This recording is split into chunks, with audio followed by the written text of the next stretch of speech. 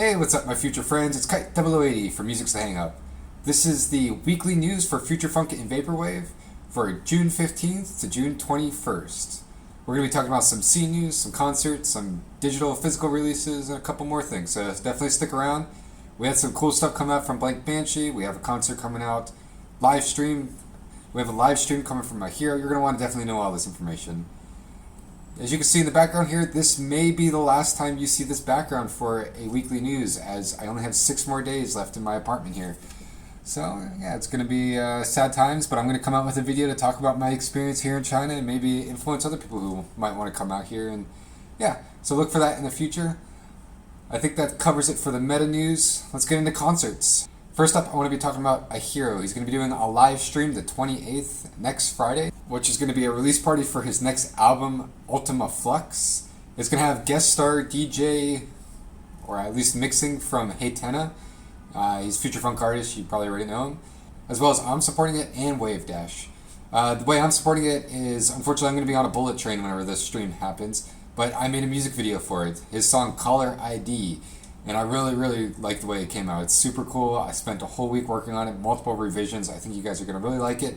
You'll get a first scoop of that on the live stream, so you definitely want to check that out.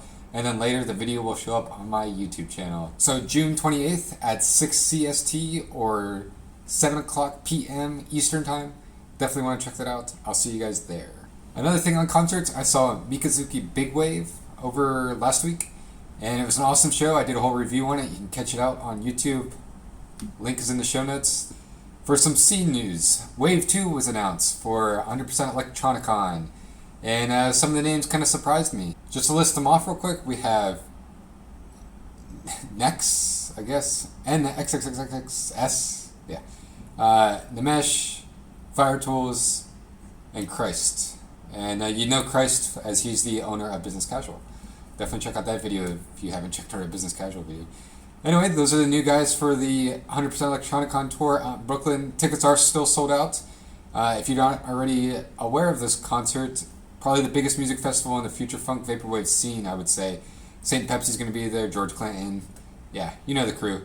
People were kind of upset that Pat Chennington wasn't there and Porter Vong isn't there. But is Porter Vong and George Clinton the same guy? I don't know. Just a joke because he posted that on one of my videos. Alright, cool.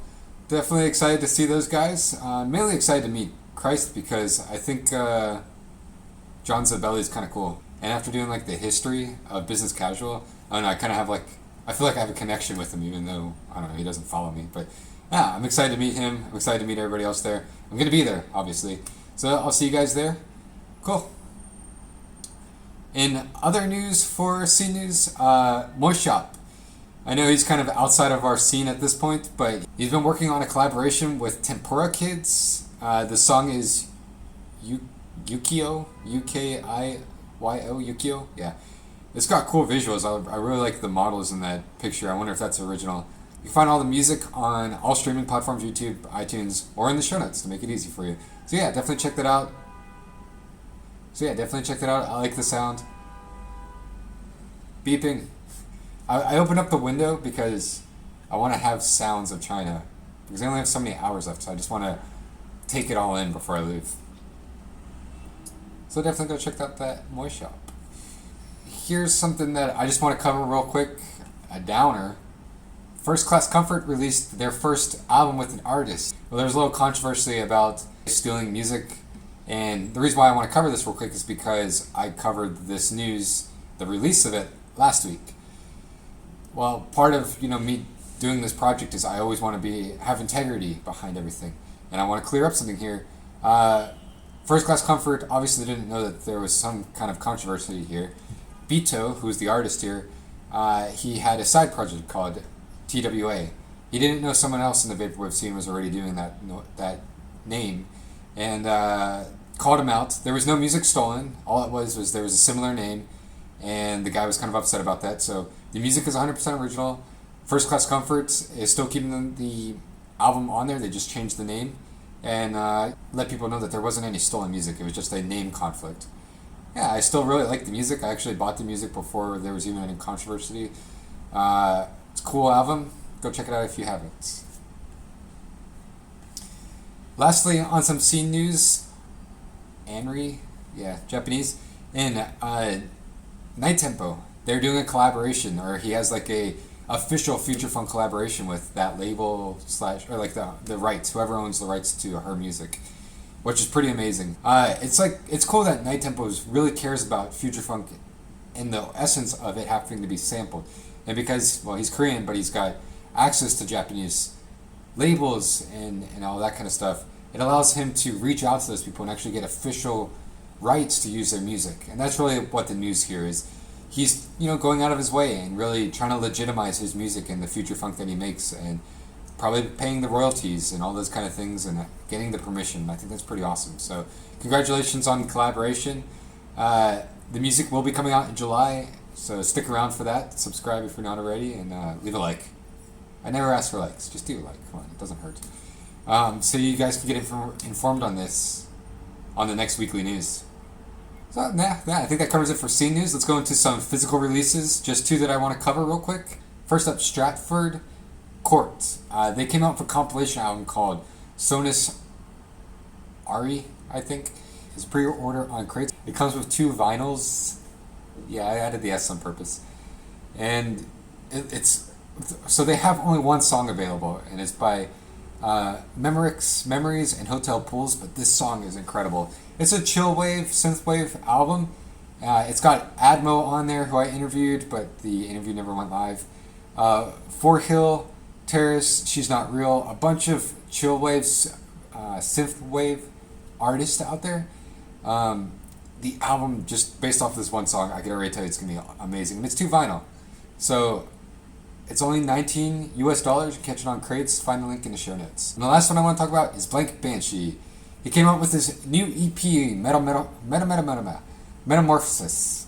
And he did a little teaser of like a butterfly on a stone pallet earlier in, I think, June 1st on Twitter. And then he did like this countdown on his website. And when it hit, he released a cassette and CD for this new EP. And it sounds really cool.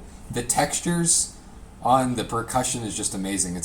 The melodies are good. I like the melodies, but the percussion just sounds so cool. A lot of people were comparing it to like Mega.